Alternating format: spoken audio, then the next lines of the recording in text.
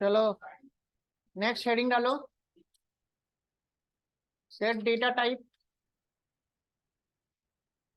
Manipulations.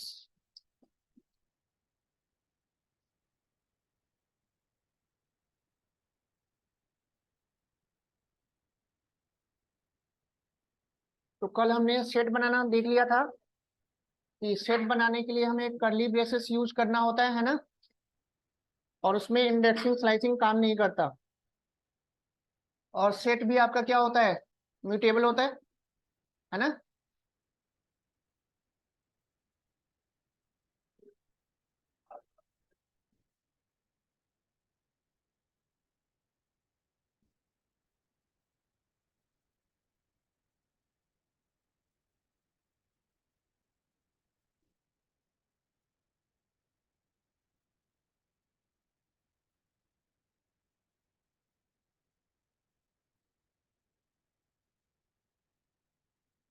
मान लो मैंने यहाँ पे एक कोर्सेस नाम का एक सेट बनाया, बना लो।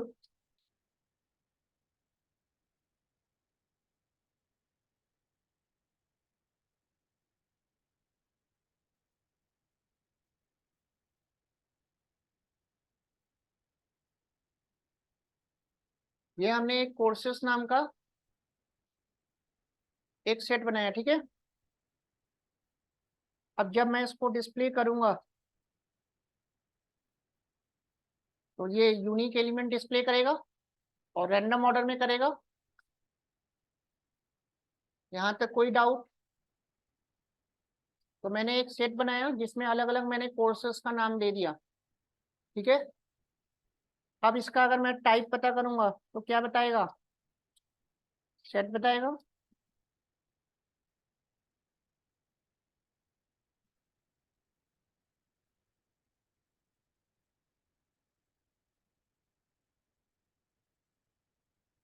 यहाँ तक सबको क्लियर है?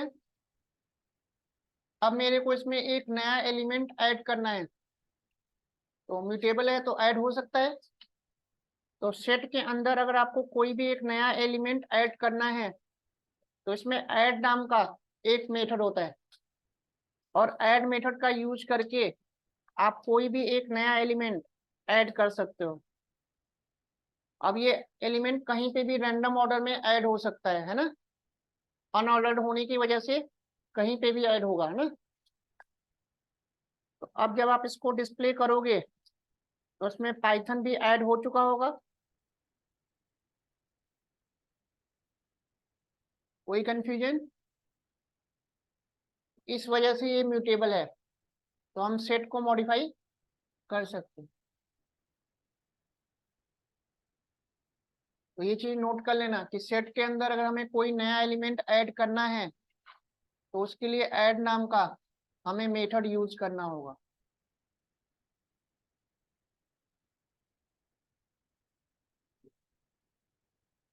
यहाँ तक हो गया?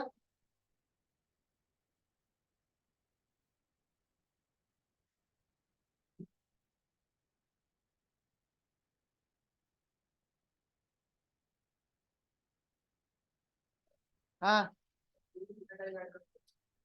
हाँ, कुछ भी ऐड कर सकते हो, इंटीजर, फ्लोट, स्ट्रिंग, कुछ भी दे सकते हो। यहाँ तक हो गया सबका? सर कैपिटल लेटर में दे सकते हैं ना, कैपिटल? हाँ, कैपिटल दो, स्मॉल दो, कोई प्रॉब्लम नहीं आएगी, कैसे भी दे सकते हो।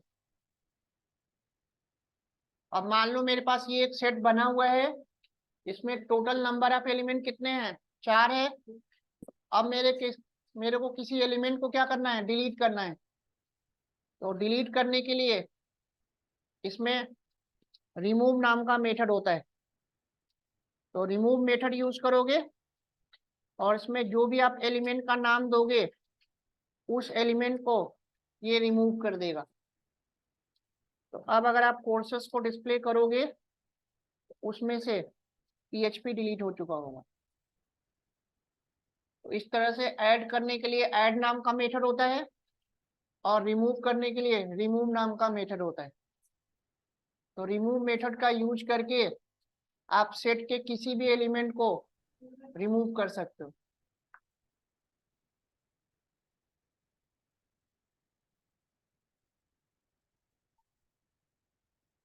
यहाँ तक हो गया सबका? समझ में आ रहा है कैसे कैसे करना है?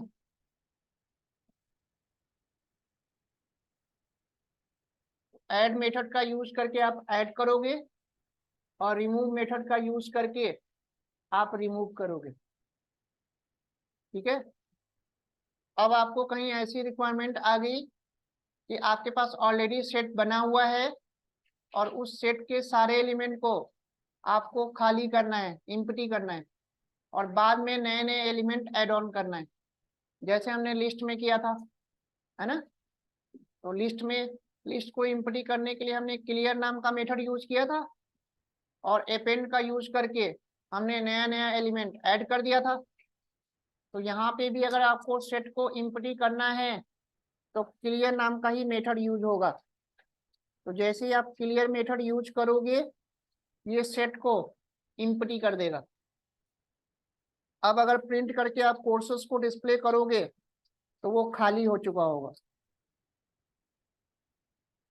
बात समझ में आई? तो इस तरह से आप क्लियर मेथड का यूज करके किसी भी सेट को आप इम्प्टी कर सकते हो, और बाद में अगर आपको एलिमेंट ऐड करना है तो वही आप ऐड वाला मेथड यूज करोगे। तो इसमें आप ऐड वाला मेथड यूज करके नए नए एलिमेंट ऐड कर दो। बात समझ में आई सबको? नहीं आई?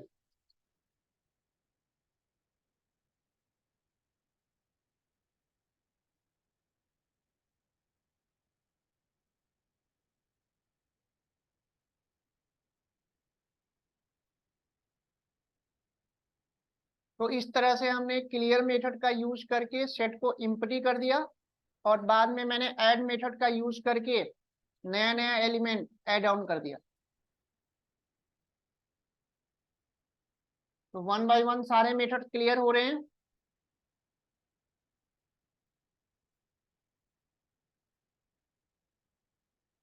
और अगर सेट को परमानेंटली डिलीट करना है तो फिर आप डेल कीवर्ड यूज करोगे।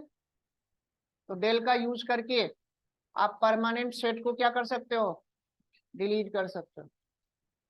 तो अगर आपने डेल यूज कर लिया तो ये परमानेंट।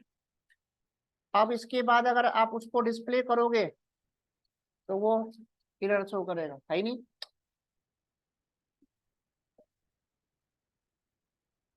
तो डेल का यूज करके आप सेट को परमानेंट डिलीट कर सकते हो। यहां तक कोई कंफ्यूजन है किसी को?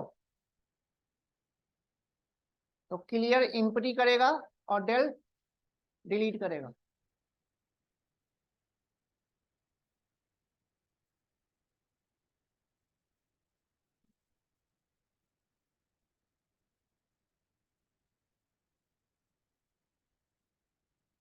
यहां तक सबका हो गया? किसी को कोई डाउट हो तो पूछ लो। क्लियर है यहाँ तक सबका?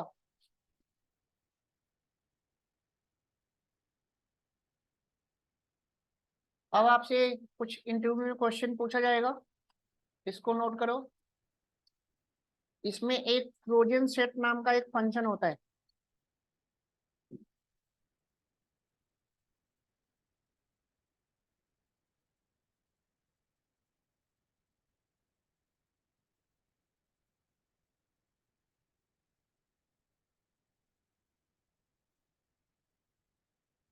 अब आपसे पूछा जाएगा कि जो ट्रोजन सेट फंक्शन होता है ये करता क्या है ना। तो इसके बारे में नोट कर लो। It is a predefined function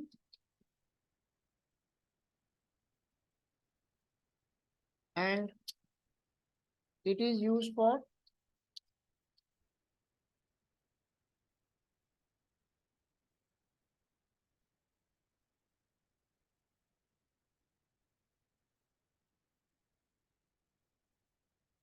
to create immutable set data type.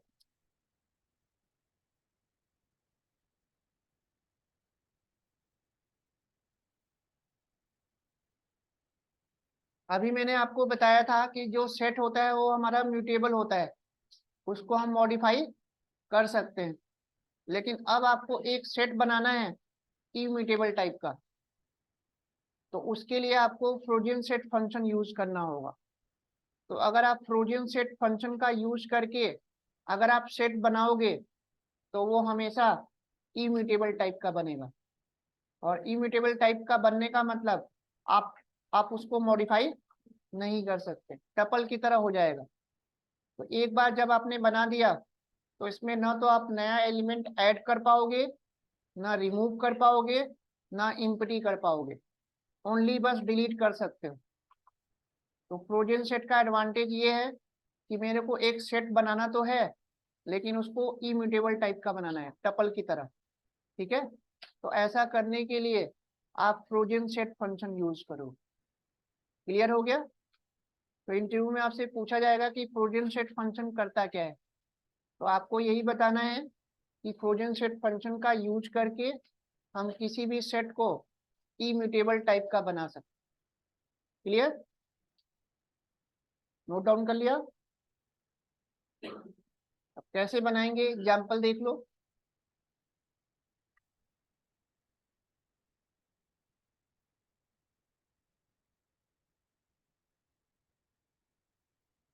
तो मैंने एक डेटा नाम का एक वेरिएबल बनाया।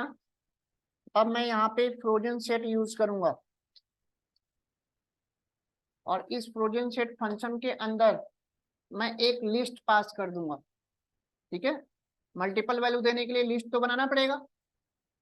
तो यहाँ पे मैंने मल्टीपल वैल्यूज दे दिया, रिपीटेड एलिमेंट भी दे दिया।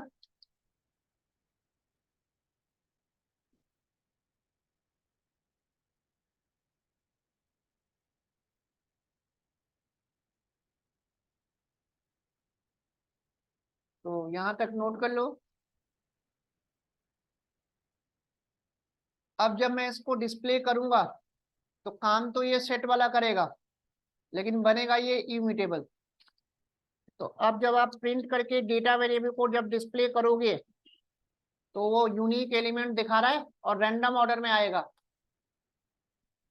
तो यूनिक दिखा रहा है ना? बात समझ में आई?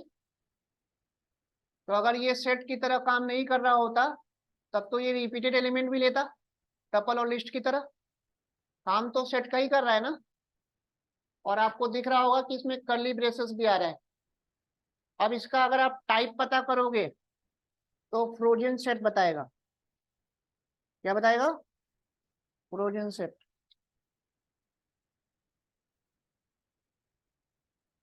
अब मैं चाहता हूं कि इसमें एक नया एलिमेंट ऐड कर लूं, तो ऐड होगा नहीं। डेटा डॉट में ऐड करूंगा ना, और नया एलिमेंट में कोई भी नया एलिमेंट मैं दूंगा तो ये काम करेगा नहीं। तो इस फ्रोजन सेट में आप कोई भी नया एलिमेंट ऐड नहीं कर सकते, रिमूव नहीं कर सकते, कुछ भी नहीं काम करेगा, ये फ्रीज हो चुका है। तो ना तो ऐड होगा, ना रिमूव होगा, इसको आप इम्पटी भी नहीं कर सकते। अगर आप डेटा डॉट क्लियर करोगे तो इम्पटी भी नहीं होगा।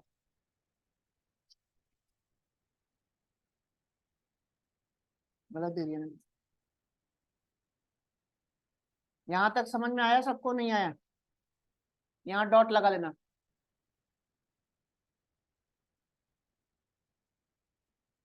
तो अब इस फ्रोजन सेट को ना तो आप ऐड कर सकते हो, ना रिमूव कर सकते हो, ना क्लियर कर सकते हो, बस डिलीट ही कर सकते हो। फ्रीज हो गया है ना? तो टपल की तरह ये इम्यूटेबल बन गया। एक बार जो आपने वैल्यू स्टार्टिंग में दे दी वो फिक्स हो जाएगा, उसको कोई भी मॉडिफाई नहीं कर सकता। तो फ्रोजन सेट समझ में आया सबको कैसे काम कर रहा है? तो जब भी आपको कहीं ऐसी रिक्वायरमेंट मिल गई कि आपको वेरिएबल तो बनाना है वो सेट टाइप का, लेकिन वो इम्यूटेबल टाइप का बने, उसको कोई मॉडिफाई ना कर पाए, तो उसके लिए आपको फ्रोजन सेट यूज करना होगा। यहाँ तक कोई डाउट किसी को? ट्रोजन सेट समझ में आ गया सबको, नोट कर लिए।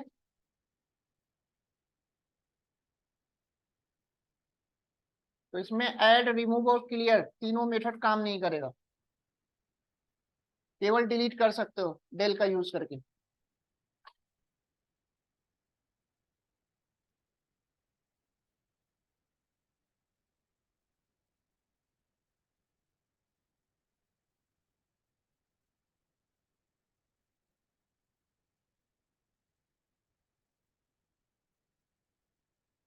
अनीता हो गया यहाँ तक?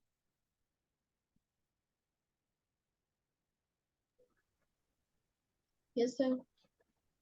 हाँ, इधर आएगा, इधर आएगा, इधर आ तो रहा है, यहाँ डॉट लगा देना, थीटा डॉट क्लियर करोगे ना।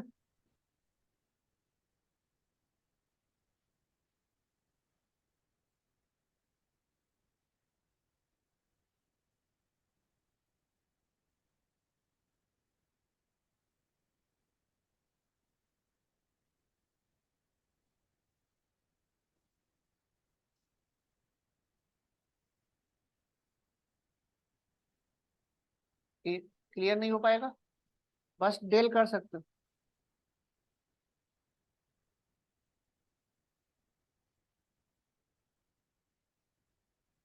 प्रिंट करके डेटा को जब डिस्प्ले करोगे तो इधर आएगा।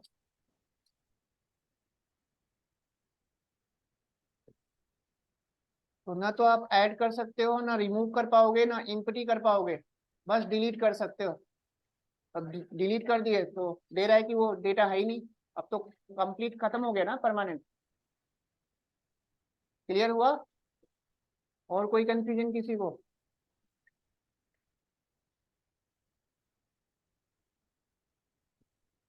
अब आपसे एक क्वेश्चन पूछा जाएगा, ध्यान से समझो। यहाँ तक सबका हो गया?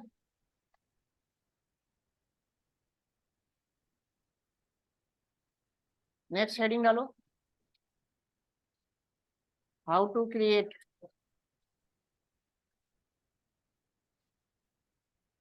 empty set data type।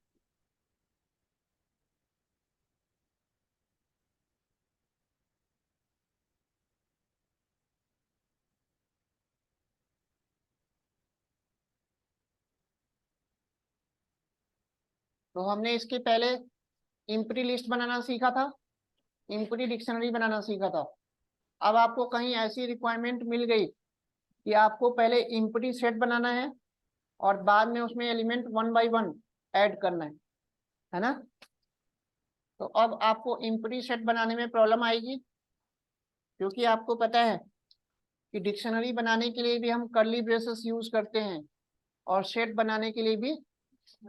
तो अगर गलती से अगर मैंने ऐसे कर भी दिया तो ये empty सेट तो बनेगा नहीं, क्योंकि बाय डिफॉल्ट वो क्या लेता है, डिक्शनरी लेता है।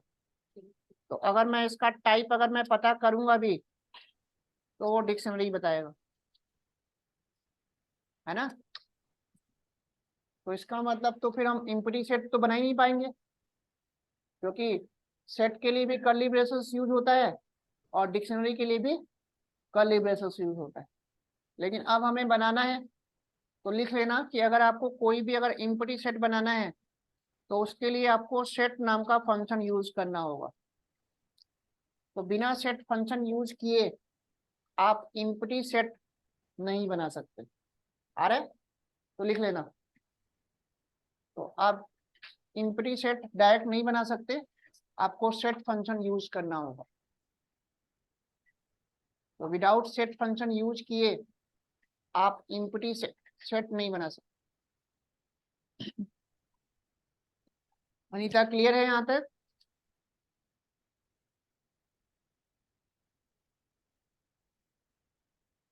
अब इसका अगर आप टाइप पता करोगे तो वो सेट बताएगा।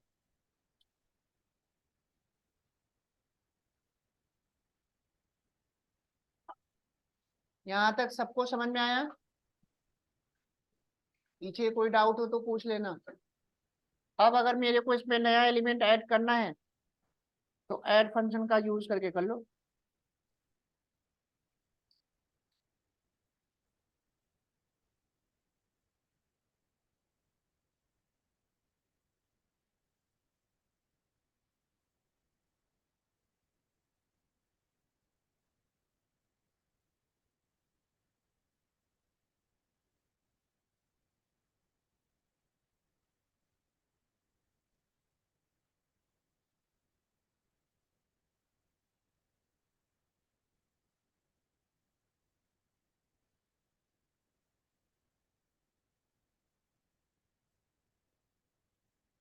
यहाँ तक कोई कंफ्यूजन? इस तरह से आप एम्प्टी सेट बनाने के बाद वन बाय वन नया एलिमेंट ऐड कर सकते हैं।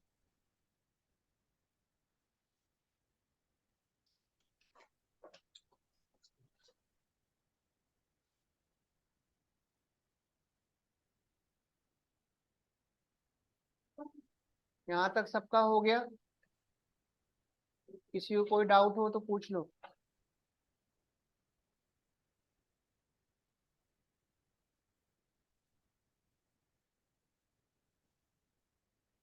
वन बाय वन सारे मेथड क्लियर हैं सबको?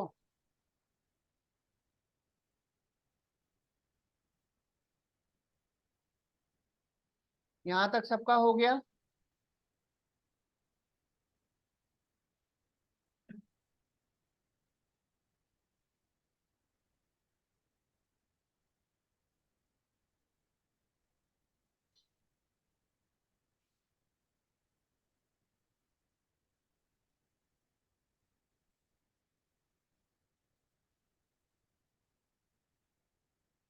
सबका हो गया यहाँ तक?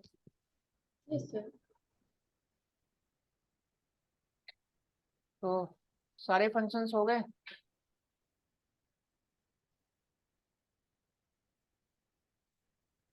कॉपी है, पॉप है, अपडेट है, डिस्कार्ड है, बाकी तो हमने कर लिया है ना। तो कॉपी जस्ट एक डुप्लीकेट कॉपी बना देगा। तो मान लो मैंने एक सेट बनाया,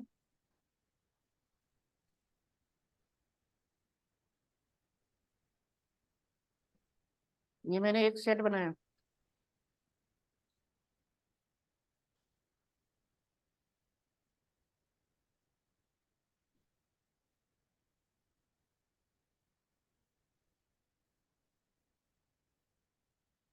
जस्ट इसका मेरे को एक कॉपी बनाना है, ठीक है? ठीक है, तो एक वेरिएबल ले लूंगा, अनदर वेरिएबल ले लिया और डेटा डॉट कॉपी कर दिया। तो जस्ट उसका एक डुप्लीकेट कॉपी बना देगा।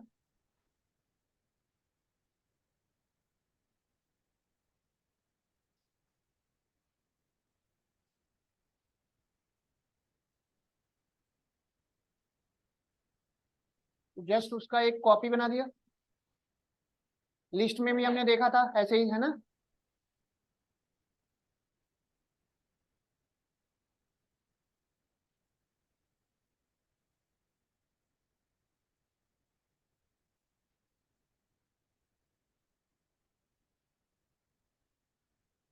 यहाँ तक हो गया सबका?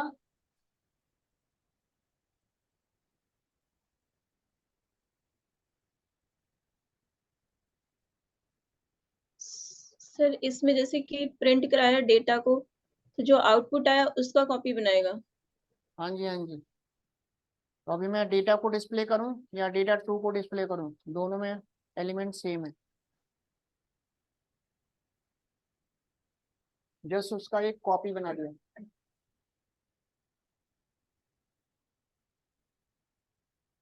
यहाँ तक सबका हो गया? कोई डाउट?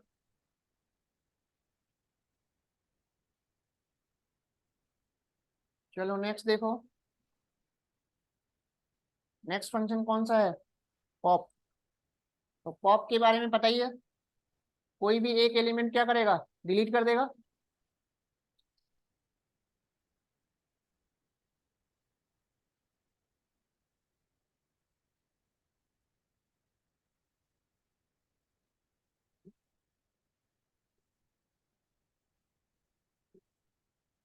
अब मैंने डेटा डॉट पॉप किया, अब जब आप प्रिंट करके डेटा को जब डिस्प्ले करोगे तो 40 डिलीट हो चुका होगा।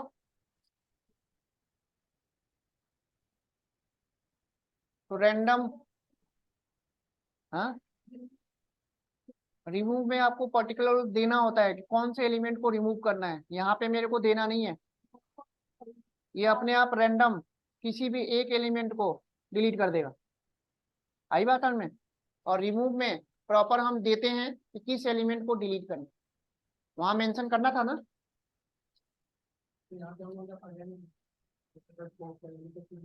एक और डिलीट हो जाएगा, हाँ, कोई एक और डिलीट हो जाएगा। तो पॉप जो है रैंडम ऑर्डर में किसी भी एक एलिमेंट को डिलीट कर देगा। यहाँ पे हम पैरामीटर में कुछ दे नहीं सकते हैं, है ना। सर तो ये नहीं पता लेफ्ट से करेगा या राइट से करेगा। कहीं से भी कर सकता है, अनऑर्डर्ड है, आप नहीं बता सकते। तो अगर आपको सेट में से पर्टिकुलर किसी एक एलिमेंट को आपको डिलीट करना है, मेंशन करना है, तो उसके लिए फिर रिमूव आप यूज करो। ठीक है,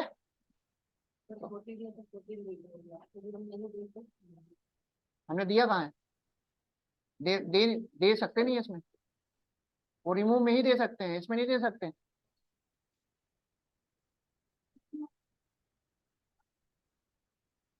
आपको रैंडम ऑर्डर में सेट में से किसी एक एलिमेंट को डिलीट करना है तो उसके लिए पॉप यूज करेंगे। ठीक है,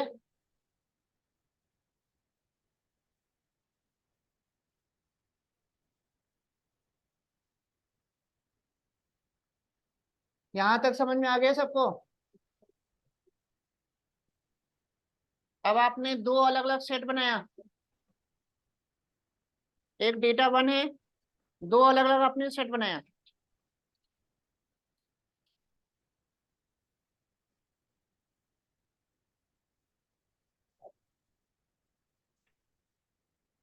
बना लो।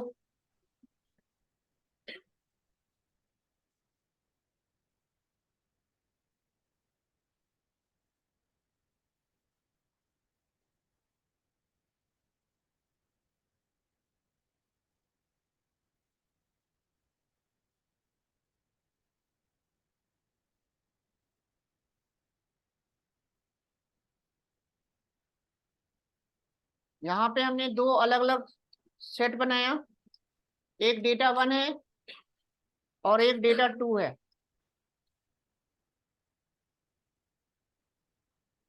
यहाँ तक कोई कंफ्यूजन?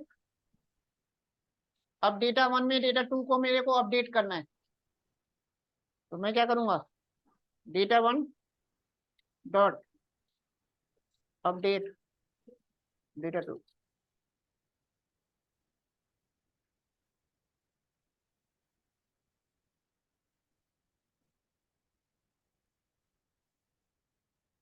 तो रैंडम अपडेट करेगा, ये नहीं कि एक सीक्वेंस ऑर्डर में कर रहा है, देख रहे हो डिफरेंस। तो इसने डेटा वन में डेटा टू को अपडेट कर दिया ना, रैंडम ऑर्डर में।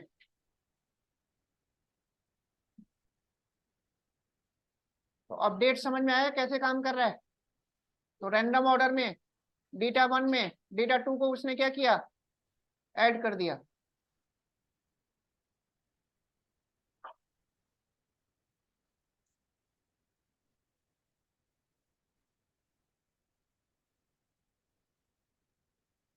यहां तक कोई डाउट किसी को?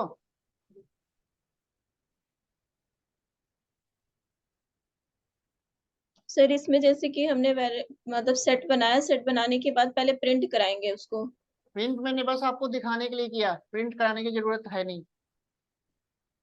तो अगर मैं ऐसे डेटा वन में डेटा टू को अपडेट करूंगी तो भी वही तो हो रहा है, वैसे डेटा ही वन में रहेगा। डेटा टू को ही तो अपडेट किया। सर मेरा क्वेश्चन ये है, जैसे हम प्रिंट करा के पहले देखते हैं ना कि मतलब वो भाई तो रैंडम प्रिंट उठा रहा है। मैंने करा के देख लिया, प्रिंट कराना जरूरी थोड़ा है ये तो बस अच्छा। मैंने देख लिया कि डेटा वन में क्या है, डेटा टू में क्या है, और उसके बाद मैंने डेटा वन में डेटा टू को अपडेट कर दिया। तो अब आपका डेटा वन चेंज हो चुका। पहले डेटा वन में ये सारे एलिमेंट थे, अब डेटा वन में आपका अपडेट होके ये हो गया। और डेटा टू को जब डिस्प्ले करोगे तो डेटा टू में तो वही रहेगा जो पहले था।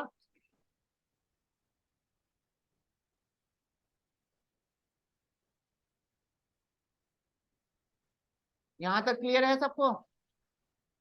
कोई डाउट?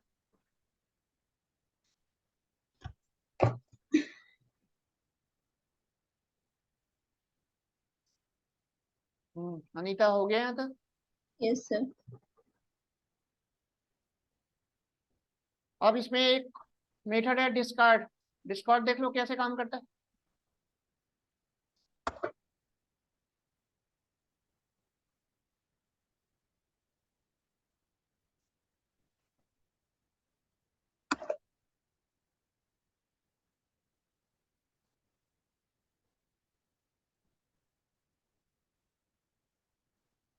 मेरे को इस सेट में से पर्टिकुलर किसी एक एलिमेंट को रिमूव करना है, तो मैं क्या करूंगा? डेटा डॉट डिस्कार्ड कर दूंगा,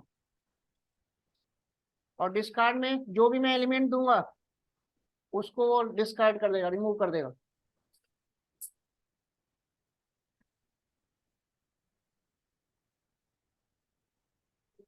कोई कंफ्यूजन?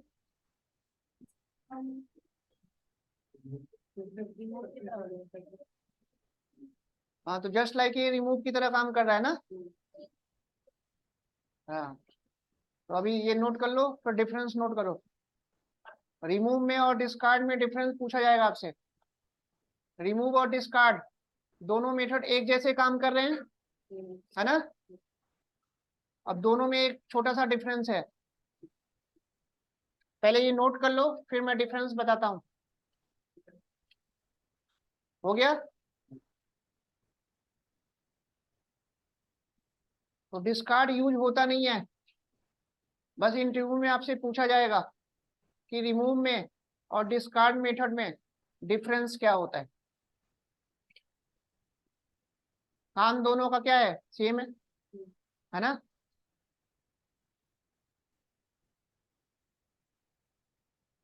यहां तक हो गया सबका? अब डिफरेंस देख लो कैसे काम करता है।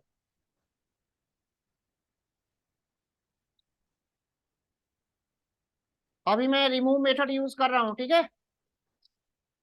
और रिमूव मेथड का यूज करके अगर मैं कोई ऐसा एलिमेंट दूंगा जो सेट के अंदर नहीं है,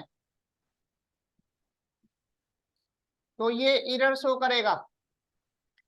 अरे, लेकिन डिस्कार्ड में अगर आपने ऐसा कोई एलिमेंट दे दिया जो नहीं है, वो कोई एरर शो नहीं करता।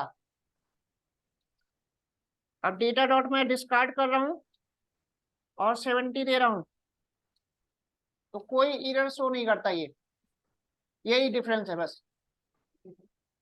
तो इसमें अगर आपने ऐसा एलिमेंट दे दिया जो है, तब तो डिलीट कर देगा। और अगर ऐसा एलिमेंट दे दिया जो नहीं है, तो कोई भी एरर शो नहीं करता। तो ये तो काम का ही नहीं ना, बेकार है। तो रिमूव में वो एरर शो करता है और डिस्कार्ड में कोई भी एरर शो नहीं करता। तो बस यही डिफरेंस है। तो यूज हम रिमूव ही करेंगे, डिस्कार्ड यूज नहीं करेंगे। कोई डाउट?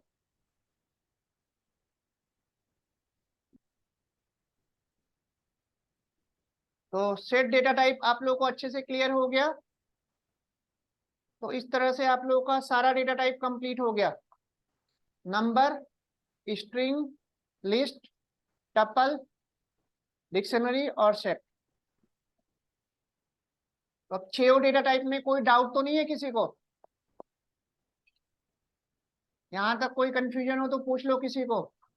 लिस्ट में, टपल में, डिक्शनरी में, सेट में, स्ट्रिंग में, नंबर में, किसी में कोई डाउट? चलो, नेक्स्ट टॉपिक हेडिंग डालो।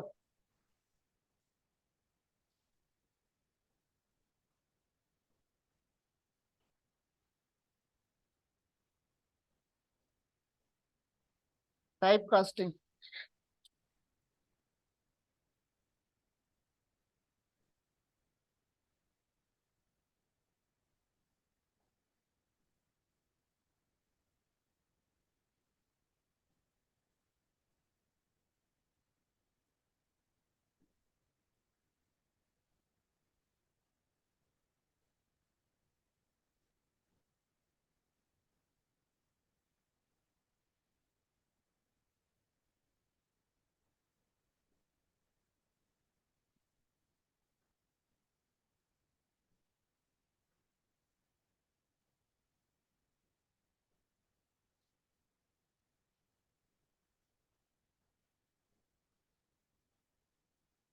तो ये बहुत ही इंपॉर्टेंट टॉपिक है। आपको किसी भी टाइप का डेटा मिल गया, उसको फोर्सफुली आप किसी भी डेटा टाइप में चेंज कर सकते हो। लिस्ट को टपल बनाना है, टपल को लिस्ट बनाना है, स्ट्रिंग को लिस्ट बनाना है, लिस्ट को स्ट्रिंग बनाना है, डिक्शनरी को लिस्ट बनाना है। किसी भी डेटा टाइप को किसी भी डेटा टाइप में आप कन्वर्ट कर सकते हैं। तो जहां जैसी रिक्वायरमेंट होगी वैसा आपको टाइप कास्ट करना होगा। यहाँ तक हो गया सबका। तो अब पहला हेडिंग डालो, list to type, list to tuple conversion.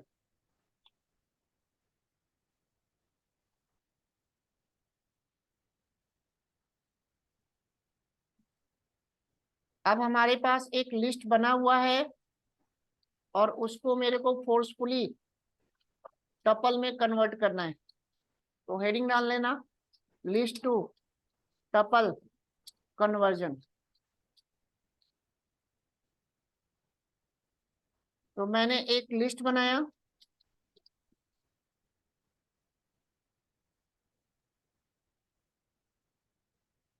और जब मैं इसको डिस्प्ले करूंगा तो लिस्ट आएगा, और जब मैं इसका टाइप पता करूंगा तो क्लास लिस्ट बताएगा। यहाँ तक तो कोई डाउट नहीं है। अब मेरे को इसको टपल बनाना है, तो लिस्ट को टपल बनाने के लिए टपल नाम का फंक्शन होता है, तो इजीली अब ये टपल बना देगा। तो अब जब आप बी को डिस्प्ले करोगे तो वो टपल बन चुका होगा, और इसका जब आप टाइप पता करोगे तो वो टपल बताएगा। तो इस तरह से हमने इजीली लिस्ट को टपल में कन्वर्ट कर लिया। अब आप इसको मॉडिफाई नहीं कर सकते, इम्यूटेबल बन गया। तो इस तरह से हमने म्यूटेबल को इम्यूटेबल में कन्वर्ट कर दिया। नोट कर लो। तो बस आपको टपल नाम का फंक्शन यूज करना है लिस्ट को टपल बनाने के लिए। बात समझ में आई? तो किसी भी लिस्ट को आप इजीली टपल में कन्वर्ट कर सकते हैं।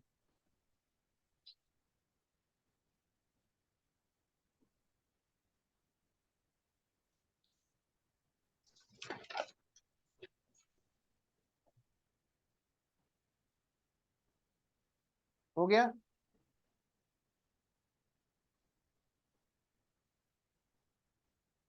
कोई डाउट हो तो पूछ लेना यहाँ तक।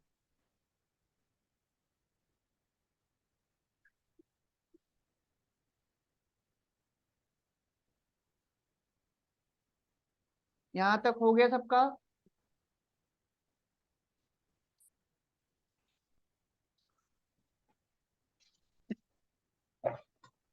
अब उल्टा लिखो, टपल टू लिस्ट।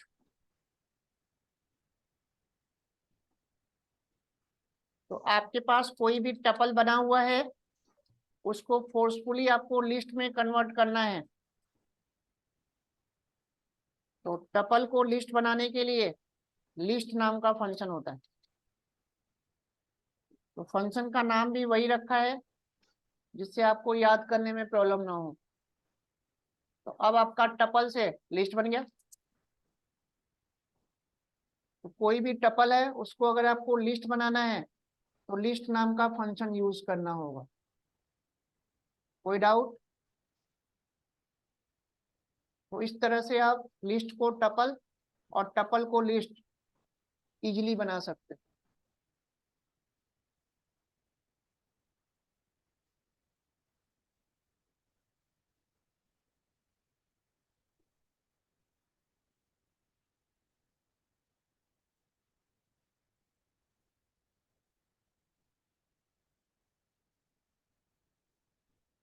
किसी को कोई डाउट हो यहाँ तक तो पूछ लो। समझ में आ गया यहाँ तक?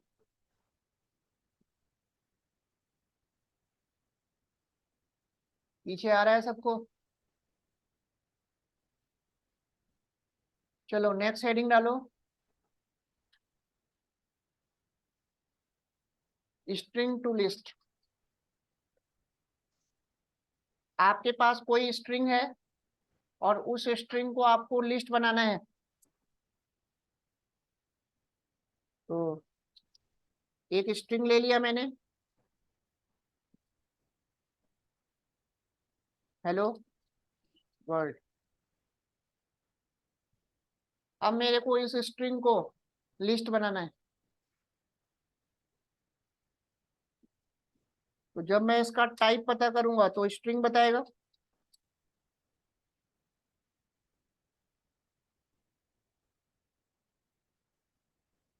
अब मेरे को इसको लिस्ट बनाना है, ठीक है। तो लिस्ट बनाने के लिए कुछ नहीं करना, लिस्ट वाला फंक्शन यूज कर लोगे। अब जब ये लिस्ट बनाएगा तो ऑब्वियस सी बात है, स्ट्रिंग के एक एक कैरेक्टर को लिस्ट का अलग अलग इंडेक्स पे कॉपी करता जाएगा। यानी कि लिस्ट के 0 इंडेक्स पे H, 1 इंडेक्स पे E, ऐसे कॉपी करता जाएगा ना। तो अब जब आप इसको डिस्प्ले करोगे तो अब आपका ये लिस्ट बन चुका होगा, और जब इसका आप टाइप पता करोगे तो लिस्ट बताएगा। इस तरह से हम किसी भी स्ट्रिंग को इजीली लिस्ट में कन्वर्ट कर सकते हैं। क्लियर हुआ? स्पेस भी लेगा, है ना। समझ में आया कैसे काम कर रहा है? लिख लो।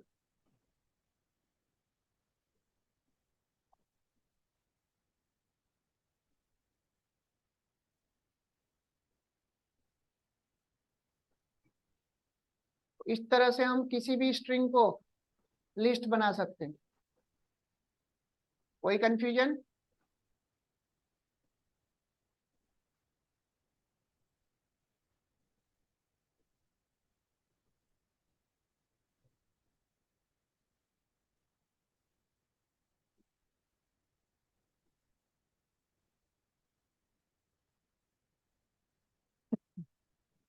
यहां तक हो गया सबका?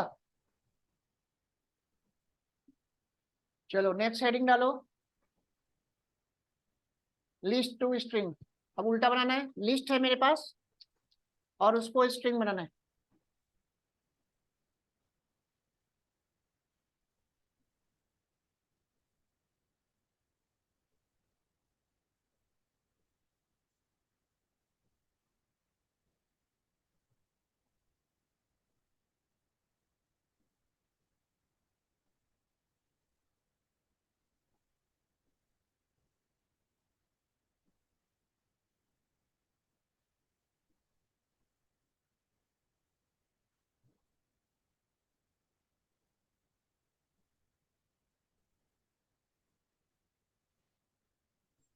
यहां तक समझ में आ रहा है सबको?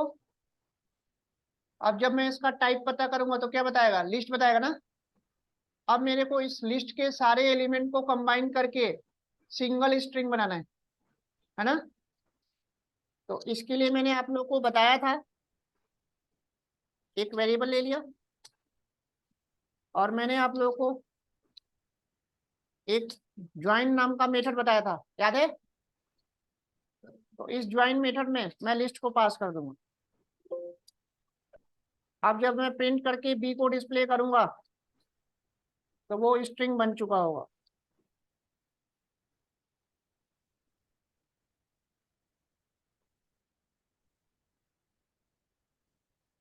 इस तरह से हमने लिस्ट के सारे एलिमेंट को कंबाइन करके सिंगल लिस्ट बना दिया।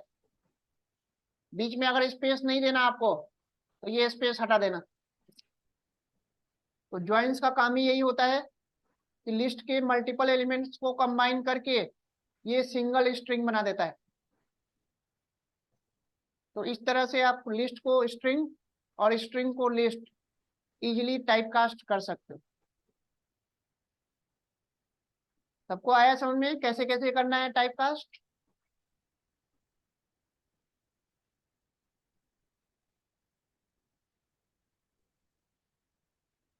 तो कोई भी डेटा टाइप अगर मिल गया आपको तो किसी भी डेटा टाइप को आप किसी भी अनदर डेटा टाइप में इजीली टाइपकास्ट कर सकते हो।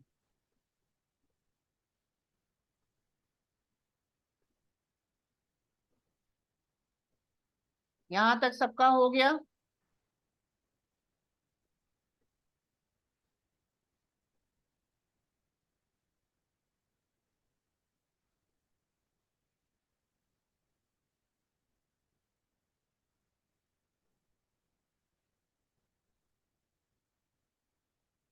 हो गया सबका।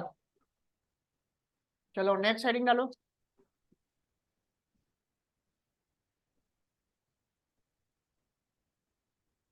Dictionary to list.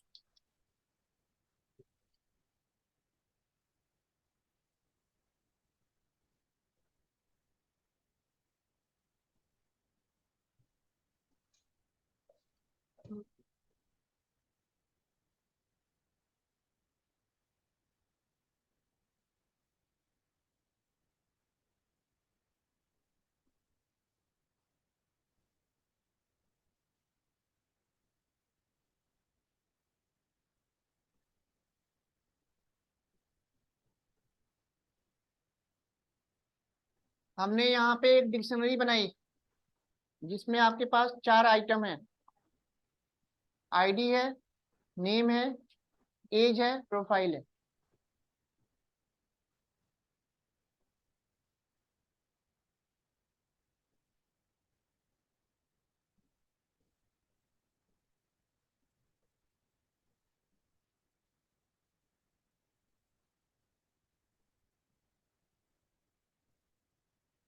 यहाँ तक तो कोई डाउट नहीं है। तो जब हम इसका टाइप पता करेंगे तो क्या आएगा? डिक्शनरी आएगा। अब डिक्शनरी को अगर आप लिस्ट में बनाओगे तो ऑब्वियस सी बात है, दो अलग अलग लिस्ट बनेगा ना। एक इंडेक्स का लिस्ट अलग बनेगा और एक एलिमेंट का अलग बनेगा। सिंगल लिस्ट बन नहीं सकता। तो लिस्ट बनाने के लिए वही वाला मेथड यूज करेंगे, बताया था मैंने आप लोगों को। डेटा डॉट कीज यूज कर लोगे तो कीज मेथड इंडेक्स का अलग लिस्ट बना देगा और वैल्यूज मेथड एलिमेंट का अलग बना देगा, है ना। यहाँ तक बात समझ में आ रही है सबको?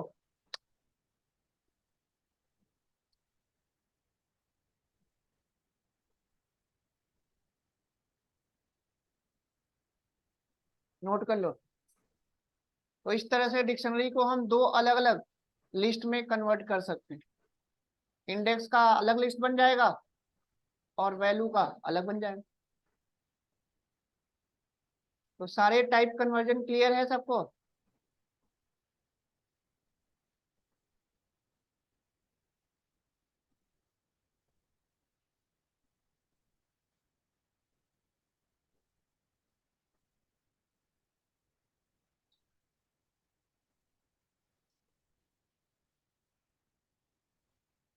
तो रन करने पे देखो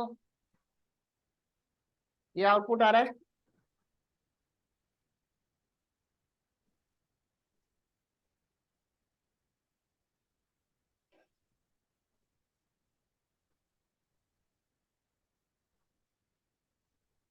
तो यहाँ तक कोई डाउट? तो टाइप कास्टिंग टाइप कन्वर्जन सबको क्लियर हो गया। तो ये सारा डेटा टाइप आप लोगों का हो गया कंप्लीट। ठीक है। तो अब आप लोगों का पाइथन का जो बेसिक पार्ट था वो कंप्लीट हो गया। अब नेक्स्ट चैप्टर स्टार्ट करते हैं। हेडिंग डालो।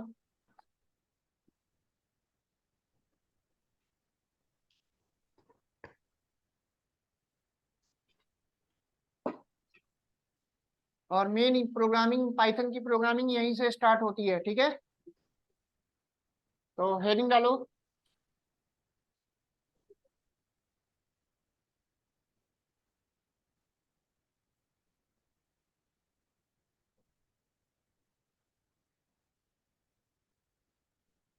हाँ नोट करो।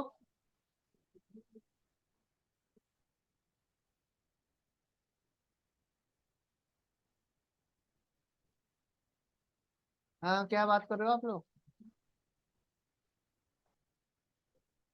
हाँ कंडीशनल स्टेटमेंट के बारे में किसी को पता है? किसी भी प्रोग्रामिंग लैंग्वेज में कंडीशनल स्टेटमेंट हम यूज क्यों करते हैं? किसी को पता है कंडीशनल स्टेटमेंट के बारे में? बताओ। अगर आपको कंडीशनल स्टेटमेंट डिफाइन करना हो तो कैसे डिफाइन करोगे? होता क्या है कंडीशनल स्टेटमेंट और यूज क्यों करते हैं?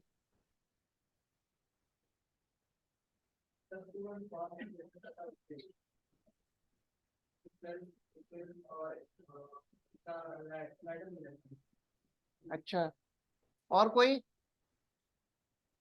बताओ। कंडीशनल स्टेटमेंट बेसिकली होता क्या है और हम प्रोग्रामिंग लैंग्वेज में यूज क्यों करते हैं?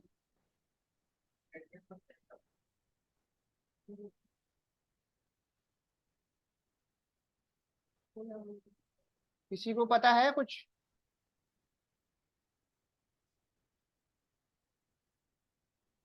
तो आपको ये बताना है कि जब हमारे पास डिफरेंट डिफरेंट कंडीशंस होते हैं और डिफरेंट डिफरेंट कंडीशंस पे डिफरेंट डिफरेंट एक्शन परफॉर्म करना होता है, तब हमें कंडीशनल स्टेटमेंट यूज करना होता है। सपोज आपके पास कोई एक कंडीशन है, आप चाहते हो कि कंडीशन के ट्रू होने पे वो अलग एक्शन परफॉर्म करे और फॉल्स होने पे अलग, तो वहां पे हम इफ इल्स स्टेटमेंट यूज करते हैं। आई बात समझ में? और रियल लाइफ में अगर देखोगे तो हर जगह आपका कंडीशनल स्टेटमेंट चल रहा है, सारी चीजें ट्रू फॉल्स पे काम करती है ना? आप एटीएम मशीन में एटीएम कार्ड लगाते हो, पासवर्ड मांगता है, और पासवर्ड अगर आप करेक्ट देते हो तो आपका कैश विड्रॉ हो जाता है, और अगर गलत देते हो तो नहीं होता। तो हर जगह आपका कंडीशन पे काम कर रहा है, ट्रू फॉल्स पे। तो आपको सीधे सीधे ये बताना है कि जब हमारे पास डिफरेंट डिफरेंट कंडीशंस होते हैं और डिफरेंट डिफरेंट कंडीशंस पे डिफरेंट डिफरेंट एक्शन परफॉर्म करने के लिए हमें क्या यूज करना होता है? Conditional statement. तो इसका डेफिनेशन नोट कर लो।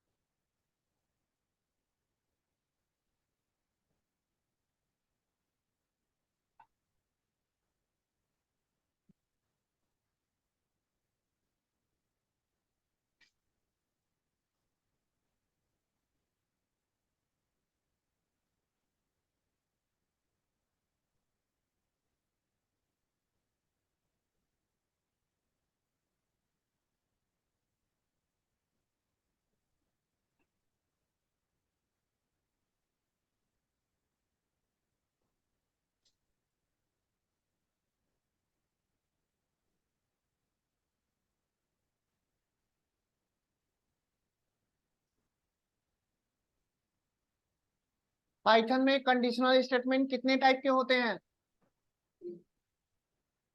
हाँ, कितने होते हैं? कौन कौन से?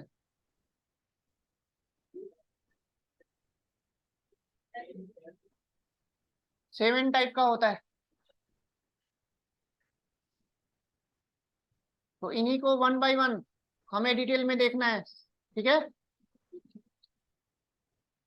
पहला होता है इफ स्टेटमेंट। दूसरा इफ एल्स स्टेटमेंट।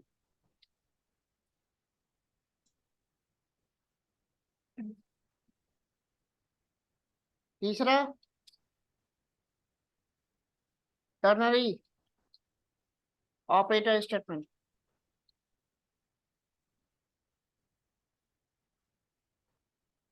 चौथा nested if else statement.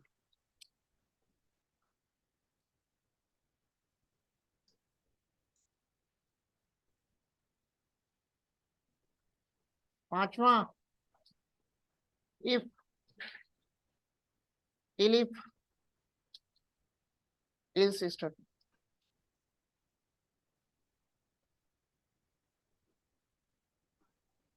Next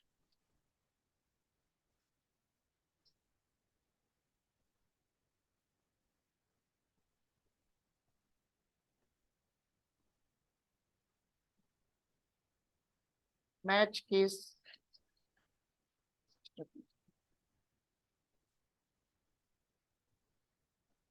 ये पाइथन 3.10 वर्जन से इंट्रोड्यूस किया गया है, इसके पहले नहीं था।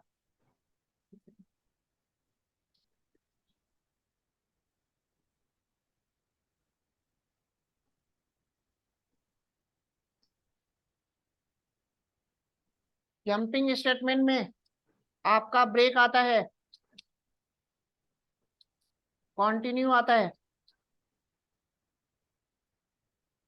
पास आता है, रिटर्न आता है, एग्जिट आता है। एग्जिट आपका फंक्शन है, लेकिन काम ये जंपिंग का करता है, इसलिए इसको जंपिंग स्टेटमेंट में रखा गया है। तो इतने स्टेटमेंट वन बाय वन आपको डिटेल में पढ़ना है। यहां तक कोई डाउट? तो पाइथन में टोटल आपको 7 टाइप के स्टेटमेंट्स मिलेंगे और इन्हीं को वन बाय वन डिटेल में देखना है।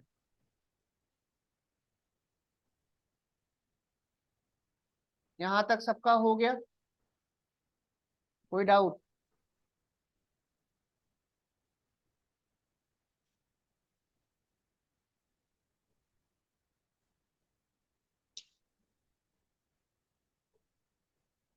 पाइथन में टर्नरी ऑपरेटर स्टेटमेंट होता नहीं है, ठीक है, लेकिन हम बना सकते हैं।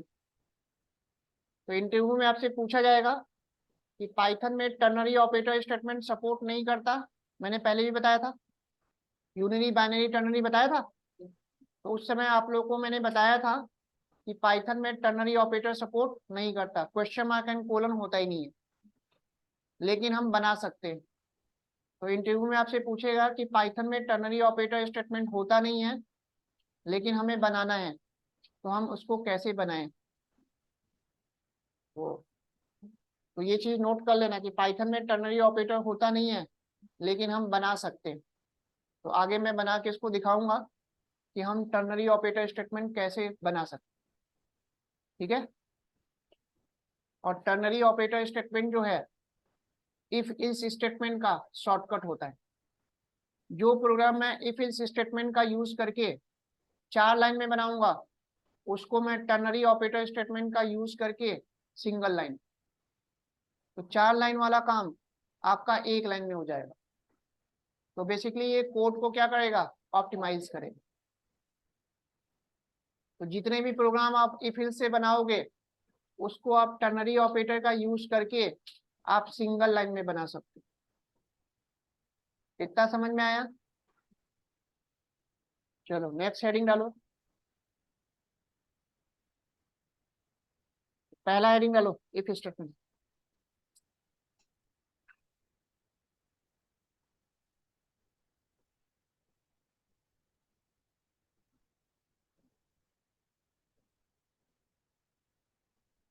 पहला और दूसरा दोनों लिखो साथ साथ।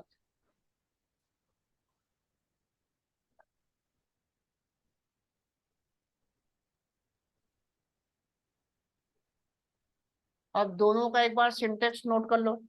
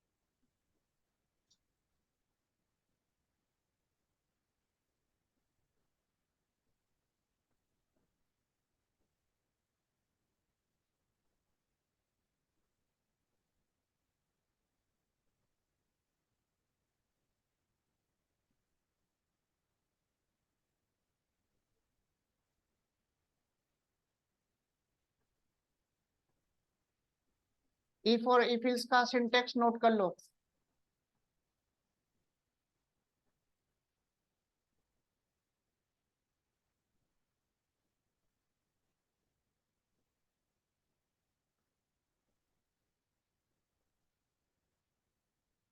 अब आपसे क्वेश्चन पूछा जाएगा इंटरव्यू में कि इफ में और इफ इल्स स्टेटमेंट में डिफरेंस क्या होता है।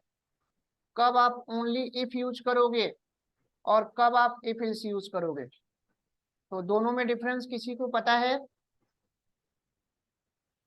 इफ में और इफ एल्स में डिफरेंस क्या होता है? कब? हाँ बताओ। ठीक है, फॉल्स में नहीं करेगा। ठीक है,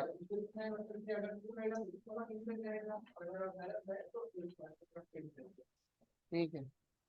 तो कोई लाइव एग्जांपल बता दो कि उस एग्जांपल को करने के लिए मेरे को ओनली इफ यूज करना है, मैं इफ इस यूज करना भी चाहूं तो पॉसिबल ना हो पाए। कोई एग्जांपल?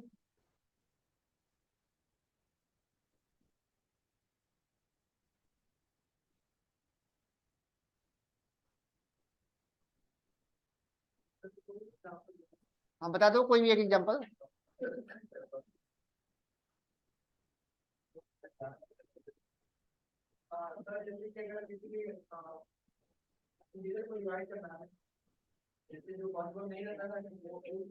तो वहां पे तो इस पार्ट भी आ गया ना। इफ का मैं एग्जांपल पूछ रहा हूँ, ओनली इफ का। इवन ऑड में तो इफ इल्स आ गया ना, या तो इवन होगा या तो ऑड होगा। अरे मैं इसका एग्जांपल पूछ रहा हूँ, ओनली इफ का। है एज ग्रेटर देन 18, तो उसमें फॉल्स भी तो होगा, या तो 18 होगा या तो नहीं होगा। फॉल्स पॉसिबिलिटी भी तो आ गई उसमें। हाँ हाँ पहला वाला, बस बस पहला वाला। हाँ तो कोई एग्जांपल बता दो ना। क्या?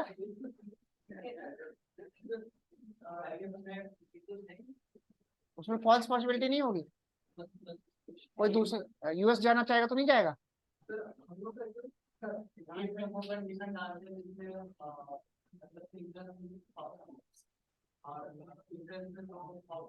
हाँ मैं समझ गया, एग्जांपल बता दो कोई एक लाइव।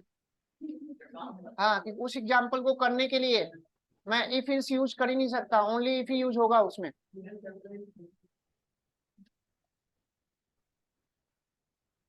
हाँ ध्यान से समझना, बहुत इंपॉर्टेंट है। आपको इफ के बारे में ये बताना है कि जब आपके पास कोई भी एक कंडीशन हो, ठीक है, और कंडीशन के केवल ट्रू होने पे आपको एक्शन परफॉर्म करना है, फॉल्स होने पे कोई भी एक्शन परफॉर्म नहीं करना, तब तो आप ओनली इफ यूज करोगे।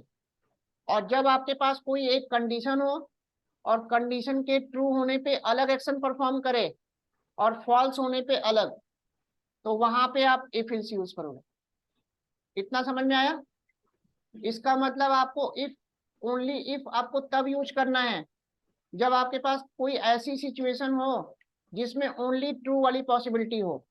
फॉल्स वाली पॉसिबिलिटी अगर हम फोर्सफुली देना भी चाहें तो ना दे पाए, तो वहां पे आप ओनली इफ यूज करोगे। इतना समझ में आया? अब ये काम कैसे करता है, सबसे पहले ये कंडीशन चेक करेगा। अब अगर यहाँ पे उसको कंडीशन ट्रू मिला तब तो ये वाला स्टेटमेंट चलेगा, अगर कंडीशन फॉल्स मिल गया तो ये स्टेटमेंट एग्जीक्यूट नहीं करेगा। तो इतना तो समझ में आ गया कि इफ वाला स्टेटमेंट आपको तब यूज करना है जब आपके पास ओनली ट्रू वाली पॉसिबिलिटी हो, फॉल्स वाली पॉसिबिलिटी ना हो, और अगर हम फोर्सफुली देना भी चाहें तो ना दे पाए। और जहां पे ट्रू और फॉल्स दोनों पॉसिबिलिटी होगी वहां पे तो आपको इफ एल्स यूज करना है। तो यहाँ पे वो कंडीशन चेक करेगा, और अगर कंडीशन ट्रू मिला तो स्टेटमेंट 1 एग्जीक्यूट करेगा, और फॉल्स मिला तो स्टेटमेंट 2 चलेगा। इतना क्लियर? और ये जो स्टेटमेंट आपको देना है बिल्कुल स्टार्टिंग से नहीं देना, एक गैप देना है इसमें, एक टैब गैप। और इस टैब गैप को इंडेंट बोलते हैं। क्या बोलते हैं?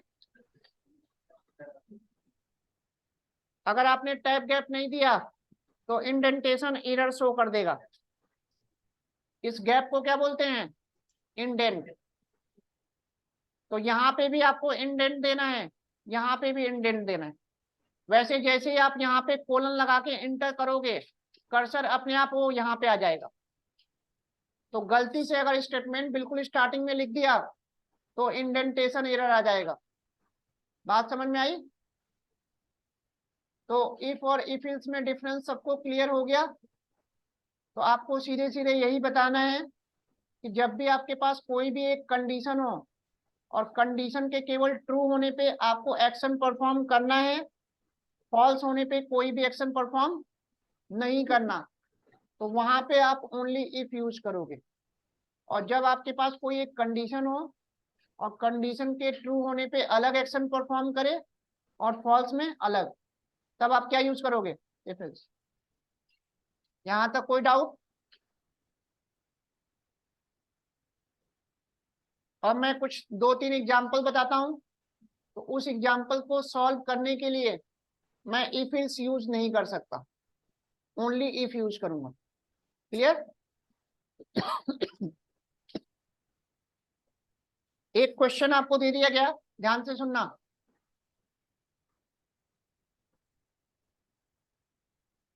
एक ट्रायंगल है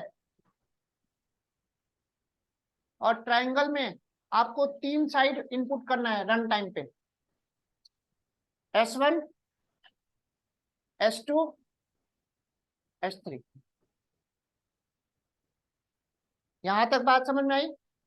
क्वेश्चन ये है कि आपको रन टाइम पे एक ट्रायंगल का 3 साइड इनपुट करना है और आपको चेक करना है कि ये जो ट्रायंगल है इक्विलैटरल है, स्केलीन है या आइसोसेलेस है।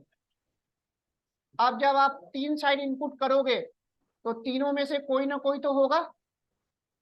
अगर आपने 10 10 10 दे दिया इक्विलैटरल, अगर आपने 10 20 30 दे दिया स्केलीन, और अगर आपने 10 20 20 दे दिया आइसोसेलेस, तो यहाँ पे फॉल्स वाली पॉसिबिलिटी है ही नहीं। तो जब भी आप 3 साइड इनपुट करोगे ट्राइंगल का, तो तीनों में से कोई ना कोई ट्राइंगल तो होगा ही होगा। तो इस प्रोग्राम को सॉल्व करने के लिए आपको ओनली इफ यूज करना है, इफ इज यूज नहीं कर सकते। बात समझ में आई? दूसरा एग्जाम्पल बताऊं? दूसरा एग्जाम्पल ये है, आपको रन टाइम पे कोई भी कैरेक्टर इनपुट करना है कीबोर्ड में। अब जब आप कैरेक्टर इनपुट करोगे तो या तो कैपिटल A to Z में से कोई एक कैरेक्टर होगा, या स्मॉल A to Z में से कोई एक कैरेक्टर होगा, या 0 to 9 में से कोई एक नंबर होगा, या फिर स्पेशल सिंबल होगा। तो मेरा प्रोग्राम ये है कि रन टाइम पे कोई भी कैरेक्टर इनपुट करना है और वो चेक करके बताए कि हमारा कैरेक्टर कैपिटल लेटर है, स्मॉल लेटर है, नंबर है या स्पेशल सिंबल है। अब कीबोर्ड में कोई भी की प्रेस करोगे तो चारों में से कोई ना कोई तो होगा, ऐसा हो ही नहीं सकता कि चारों में से कुछ भी ना हो। तो यहाँ पे फॉल्स वाली पॉसिबिलिटी है ही नहीं। तो ऐसे ऐसे सिनेरियो में आपको ओनली इफ यूज करना है, इफ इज यूज नहीं करनी। इतनी बात समझ में आ गई? और इफ इल्स वाला तो एग्जांपल आप लोग को पता ही है, इवन ऑड है। रन टाइम पे कोई भी नंबर हम दे और वो चेक करे कि नंबर इवन है या ऑड है, या रन टाइम पे कोई भी हम ईयर दें और चेक करे कि वो ईयर लीप ईयर है या नहीं है। तो यहाँ पे ट्रू और फॉल्स दोनों पॉसिबिलिटी है। तो जहां पे भी ट्रू और फॉल्स दोनों पॉसिबिलिटी आ गई, वहां पे आपको इफ इल्स यूज करना है। और जहां पे फॉल्स वाली पॉसिबिलिटी है ही नहीं, वहां पे ओनली इफ। अब तो क्लियर हुआ? अभी भी कोई डाउट है किसी को तो पूछ लो। तो जितने भी स्टेटमेंट मैंने लिखवाए हैं सबका अलग अलग रियल अलग अलग सिचुएशन है, और वो सिचुएशन जब तक आपको पता नहीं होगा, अभी तो आप क्या करोगे, कोई भी प्रोग्राम किसी भी स्टेटमेंट से बना लोगे, है ना? तो सबका अपना अलग अलग सिग्निफिकेंस है, अलग अलग सिचुएशन है। तो इफ और इफ इल्स में डिफरेंस सबको क्लियर? अभी भी कोई डाउट हो तो पूछ लो। तो ये आपसे इंटरव्यू में पूछा जाएगा, इफ में और इफ इल्स में क्या डिफरेंस है विथ एग्जांपल। तो आप बता सकते हो?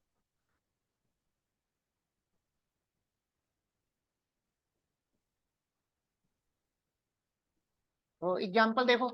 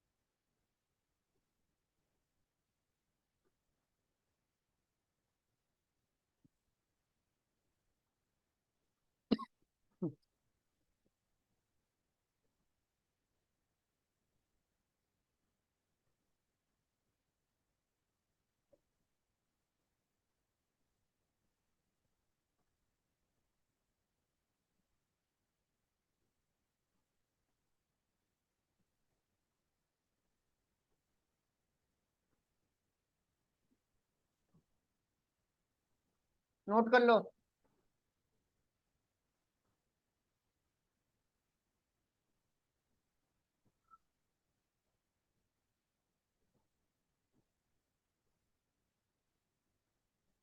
अब यहाँ पे मैं रन करूंगा और एज में अगर मैंने 18 दे दिया तो कुछ भी आउटपुट नहीं आएगा, और 18 से अगर मैंने ज्यादा दे दिया, 20 दे दिया, तो you are eligible for voting. यानी कि ये वाला जो स्टेटमेंट है, जब तक आपका कंडीशन ट्रू नहीं होगा तब तक चलेगा नहीं। तो अगर मैंने 18 दिया तो आपका कंडीशन फॉल्स हो गया, कुछ नहीं आएगा। तो फॉल्स के केस में कुछ भी काम नहीं करेगा। और अगर मैंने 20 दे दिया, आ जाए, क्लियर है? तो इफ स्टेटमेंट ओनली ट्रू के केस में काम करता है, फॉल्स के केस में काम नहीं करता। नोट कर लो।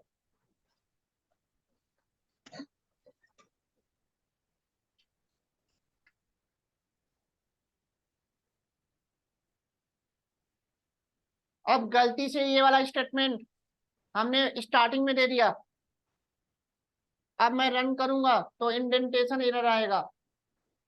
ये देखो, तो हमेशा आपको याद रखना है कि ये जो स्टेटमेंट है हमेशा इंडेंट में आएगा, एक टैब गैप। तो जैसे ही टैब की प्रेस करोगे अपने आप वो वहां पे जंप कर जाएगा। कोलन टाइप करके जैसे ही आप इंटर करोगे ना, कर्सर अपने आप वहां पे आपका आ जाएगा। एक भी एक्स्ट्रा स्पेस अगर आपने इधर उधर दे दिया तो इंडेंटेशन एरर आएगा, काम नहीं करेगा। क्लियर? तो आपको कोलन टाइप करके जैसे ही आप इंटर करोगे कर्सर अपने आप ऑटोमेटिक वो वहीं पे आ जाएगा और वहीं से लिखना है। इतना समझ में आया? यहां तक कोई कंफ्यूजन? अब मैं एक और स्टेटमेंट लिख रहा हूं। पहला वाला स्टेटमेंट इंडेंट के इनसाइड देना मैंडेटरी है। बाकी सेकंड वाला स्टेटमेंट मैं इंडेंट के आउटसाइड भी दे सकता हूं और इनसाइड भी दे सकता हूं, कोई एरर नहीं आएगा। अब मैंने इसमें एक और स्टेटमेंट दे दिया, थैंक्स फॉर वोटिंग।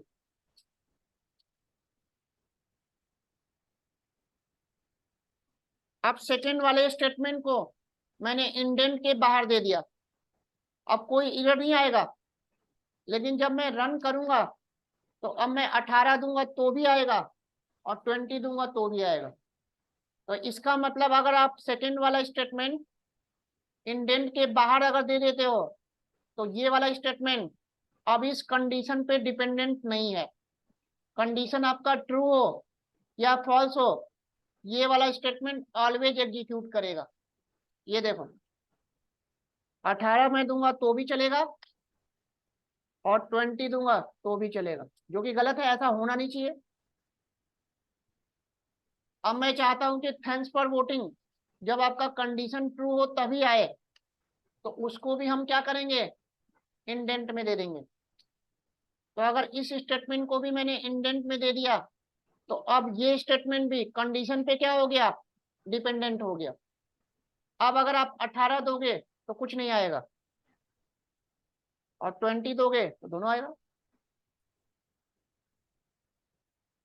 तो ये चीज नोट कर लेना कि सेकेंड वाले स्टेटमेंट को मैं इंडेंट के बाहर भी दे सकता हूं और इंडेंट के इनसाइड भी दे सकता हूं। क्लियर है? लेकिन पहला वाला जो स्टेटमेंट है वो इंडेंट में देना मैंडेटरी है। नोट कर लेना दोनों तरह से। तो सेकेंड वाले स्टेटमेंट को अगर आपने इंडेंट के आउटसाइड दे दिया तो वो कंडीशन पे डिपेंडेंट नहीं होगा। यहां तक बात समझ में आई सबको? नहीं आई? दोनों तरह से प्रोग्राम बना के लिख लेना।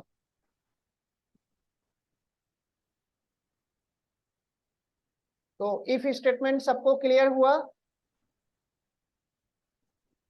इसमें कोई डाउट हो तो पूछ लो किसी को। क्या बताऊं? इंडेंट के बाहर दे दिया मैंने, अब ये कंडीशन पे डिपेंडेंट नहीं है। अब मैं 18 दे रहा हूं तो कंडीशन तो फॉल्स है ना, फिर भी चल रहा है। और अगर मेरा कंडीशन ट्रू है तो भी चल रहा है।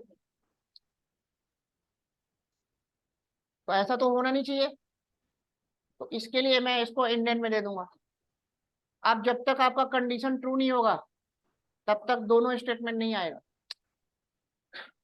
अब दोनों स्टेटमेंट कंडीशन पे डिपेंडेंट हो।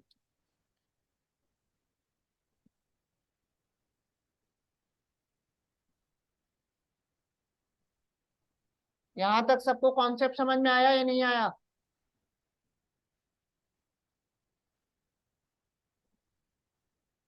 नोट डाउन कर लिया दोनों तरह से? इतना आज आप लोग को प्रैक्टिस करना है। अब कल और भी मैं बताऊंगा, और कल मैं आप लोग को इससे रिलेटेड बहुत सारे असाइनमेंट दूंगा, तो वो असाइनमेंट आप लोग को कल करना होगा, ठीक है? आज नहीं दूंगा, कल दूंगा। आज आप लोग को सारे डेटा टाइप्स का रिवीजन करके आना है।